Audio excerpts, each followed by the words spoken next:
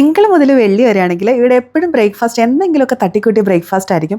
കാരണം ഇവിടെ രാവിലെ തന്നെ സ്കൂളുകൾ ആരംഭിക്കുന്നതുകൊണ്ട് ഒരു 5:45 ആകുമ്പോൾ മോന് സ്കൂളിലേക്ക് പോകണം.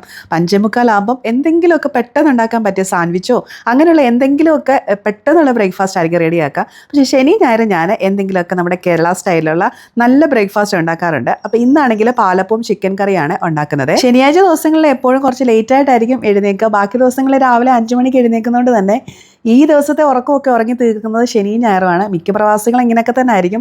അതുകൊണ്ട് ബ്രേക്ക്ഫാസ്റ്റ് റെഡിയാകാനായിട്ട് കുറച്ച് ലേറ്റ് ആകാറുണ്ട്. ഇന്നും 11 മണിയൊക്കെ ആയപ്പോഴാണ് ബ്രേക്ക്ഫാസ്റ്റ് റെഡി ആയത്. അപ്പം ചിക്കൻ കറിയൊക്കെ കഴിച്ചതിന് ശേഷം പിന്നെ ഞാൻ നേരെ അടുക്കളയിലേക്ക് വന്ന് ഫ്രൈഡ് റൈസ് ഉണ്ടാക്കുവാണ്. സാധാരണ ഈ ചിക്കൻ കറി ഉണ്ടാക്കുന്ന സമയത്ത് ഞാൻ ഫ്രൈഡ് റൈസ് ആണ് ഉണ്ടാക്കാതെ. ഇത് ഞങ്ങളുടെ പത്തനംതിട്ട ഭാഗങ്ങളിലൊക്കെ കോമൺ ആയിട്ട് ഉണ്ടാക്കുന്ന ഒരു ഫ്രൈഡ് റൈസ് ആണ്. ഞങ്ങളുടെ കല്യാണങ്ങളിലും പിന്നെ എന്തെങ്കിലുമൊക്കെ ഫംഗ്ഷനൊക്കെ ഉള്ളപ്പോഴൊക്കെ ഉണ്ടാക്കുന്ന ഫ്രൈഡ് റൈസ് ആണ്. ഇതിൻ്റെ റെസിപ്പി കുറേ പേര് ചോദിച്ചിട്ടുണ്ടായിരുന്നു. ഉടനെ തന്നെ അപ്ലോഡ് ചെയ്യുന്നതായിരിക്കും. ഈ ഒരു ഫ്രൈഡ് റൈസ് ഉണ്ടാക്കുന്ന സമയത്ത് ഞാൻ കുറച്ച് കൂടുതൽ ഉണ്ടാക്കാറുണ്ട്. കാരണം ശനിയാഴ്ച ഉണ്ടാക്കിയ ഞായറാഴ്ച പിന്നെ അടുക്കള കയറണ്ടല്ലോ. അപ്പോൾ ഇത് തന്നെയായിരിക്കും ഞായറാഴ്ച ദിവസം കഴിക്കുക.